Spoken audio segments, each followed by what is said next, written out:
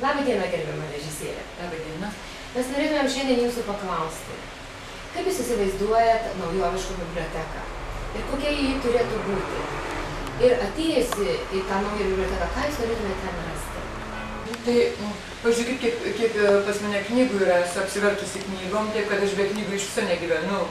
Ir aišku, be internete įdėtų knygų ir manau, kad biblioteka tai yra toks nuolat augantis medis, kur kabo daugybė brangių dalykų, pavyzdžiui, man asmeniškai, scenarijam, išvalgom, visokiom fantazijom vykdyti, užmanimam, teatriniam. Tai yra tik knygos, aš imu tik iš jų viską, aš nemėgstu tų kompiuterinių knygų. Bet kartais pasiimi, bet norėčiau, kad biblioteka būtų ta vieta, kur aš galėčiau atėjusi sužinoti, kur aš galiu rasti.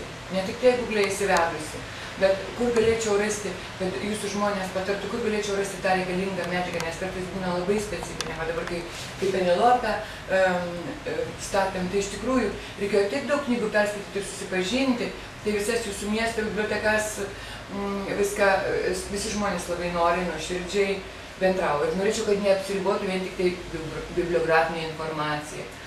Bet ir taip, kaip dabar dirbate, būtų projektai, kad tie projektai suvienytų žmonės, kad mes galėtumėm kompleksiškai bendrauti, kaip dabar ruošiamės su muziejum, bendrauti su biblioteka, kad jūs turėtumėte tą visą fondą aukso, o mes galėtumėm jį rodyti, koks jis gražus. Aš tokia įsivaizduoju.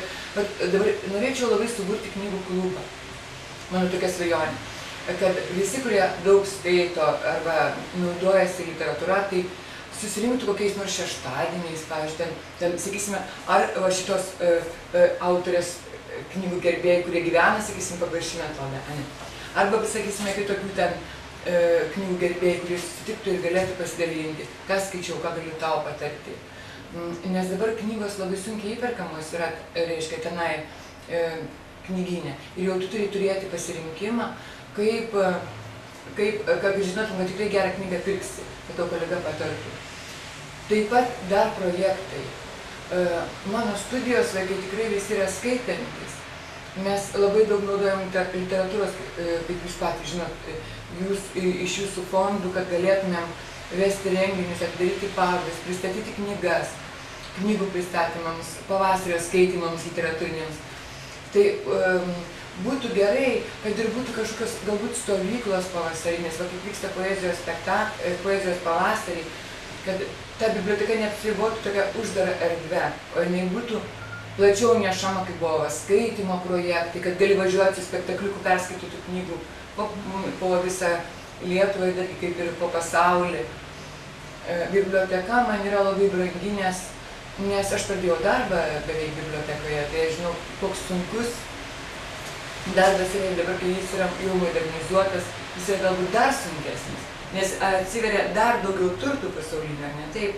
Nu ir sakysime, man atrodo, kad biblioteka turi būti ta vieta, kur žmonės turi ne tik tai nebyliai prie kompiuterio bendrauti, arba pasirinkti knygą jau nepasirinksi iš nugarėlių, nes jau negaunate daug, bet ir bendrauti aktyviai vienas su kitu. Tai turi būti vieša kažkokia erdvė ir kartu turėti savo kažkokį ženklą, sakysime, tos vietos, kurioje bendraujam, ar Telšių, ar Žemaitijos, ar sakysime, kad būtume mes kažkokia ne provincija, o tokia ryškus taškas mūsų Lietuvoje, Telšių.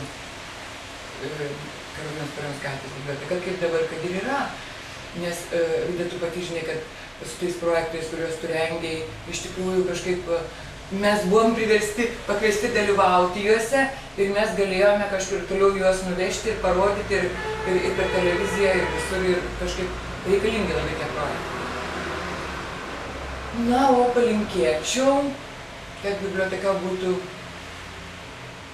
ne ta vieta, kur sako, o biblioteka ir ten sėdi visi žmonės tik naubė į knygas, o ta vieta, kur jis aktyviai bendrauja, kur vienas kitą papuošia, kur vienas kitam, kur tartum netgi įsivaizduoja, kur kabo ir laikrodis, ir meškiukas, ir fantazijos šalis, Alisos, ir sakysime, yra ženklas, kad mes esam kultūringa tauta.